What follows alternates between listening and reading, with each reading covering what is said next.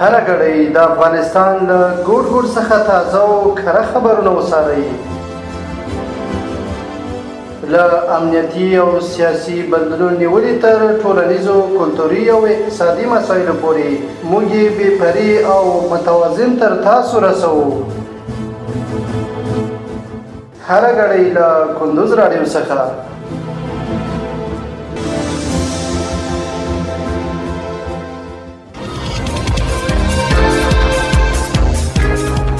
سلامونه او وخت مو بخیر. پام راړم د کندوز راډیو د دې ساعت مهم او وروستي خبرونو ته.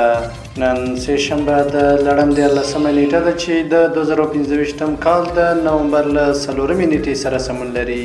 روانه خبري غړي درته زه عبدالجلیل احساس وړاندې کوم. په پیل کې هم د څو مهمو خبرونو سرټکي. د روغتیا نړیوال سازمان زلزله ځپلو شمالي سیمو ته بیړني طبي خدمتونه ورسول شول. هرات کې د تیلو د لویو زیرمو جوړېدو چارې پیل شوې. په بلخ، سمنګان، کندوز او بغلان کې د زلزلې له امله 22 کسان وژل شوي او 230 تنه ټپیان دي. او هند کې د ترافیکي پیښې له امله 40 کسانو ته مرګ ژوبله اوښتې.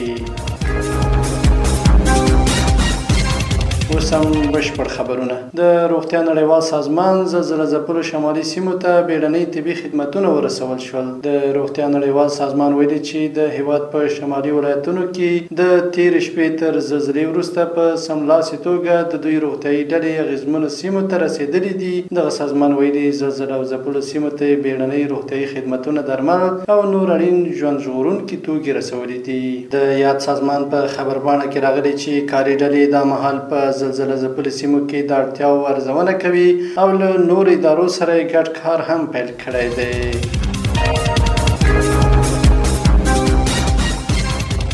هرات کې د تیلو د لویو زیرمو جوړېدو چارې پیل شوې.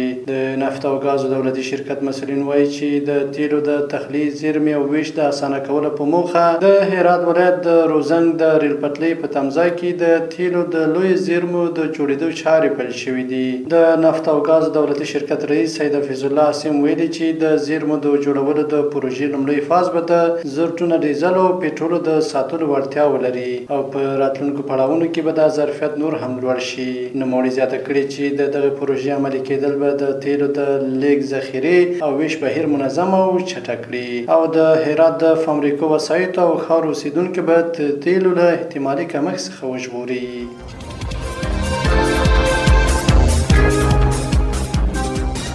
په بلخ، سمنګان، کندوز او بغلان کې د زلزلې له امله 22 کسان وژل شوي او 230 تنه ټپیان دي. د وروستیو معلوماتو له مخې په بلخ، سمنګان، سرپل، بغلان او کندوز ولایتونو کې د تېرې شپې د زلزلې له امله د شهیدانو شمېر 22 او د ټپیانو شمېر 230 ته رسېدلی دی. په بلخ کې 12 تنه شهیدان او 400 ټپیان شوي. په سمنګانو کې 11 شهیدان او 220 ټپیان شوي. په سرپل کې 4 او بغلان کې 12 ټپیان شوي او دغه راز په کندوز کې د پوهنتون 40 محصلین د ګڼې ګوڼې له امله ټپیان شوي دي. محصلین وایي چې د ژغورنې او طبي مرستو د ویش عملیات روان دي.